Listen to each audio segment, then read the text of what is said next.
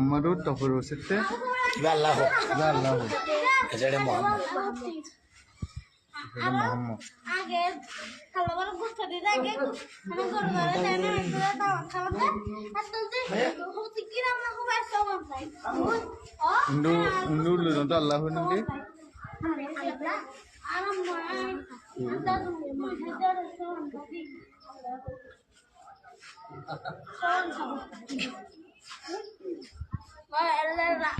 কিছু হন না বিসমিল্লাহির রহমানির রহিম। আসসালামু আলাইকুম।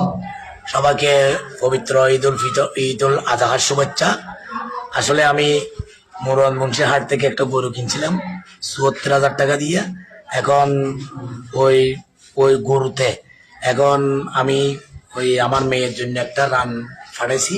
ওখানে আমার মেয়ে রান্না করার পর ওরা দেখেছে গরুর মাংসের মধ্যে আল্লাহ, এই তো দেখেন আপনারা আল্লাহ, এবং পরের সাইডে আছে মোহাম্মদ। আলহামদুলিল্লাহ, আল্লাহ রহমত করুক। আমি বুঝতে পারতেছি না এটা কি কারণ হয়েছে বা কি জন্য হয়েছে আমি জানি না। আপনারা সবাই দোয়া করবেন। দেখেন আপনারা সবাই,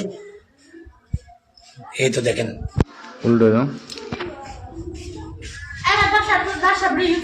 এই তো এই মোহাম্মদ। এখন বিশিষ্ট আলেম মক্কলর এখন আমি বিশিষ্ট আলামী দিনের কাছে বিনীতভাবে অনুরোধ জানাচ্ছি এটার ফতোয়া কি এবং এটার ফজিলত কি আপনারা একটু জানাবেন আমাকে। আশা করি যাতে আমার মনে শান্তি পাই। আমি এটা বুঝতেছি না এটা কি জন্য আমার গরুর মাংসের মধ্যে ভালো গেছে। আলহামদুলিল্লাহ। আসসালামু আলাইকুম।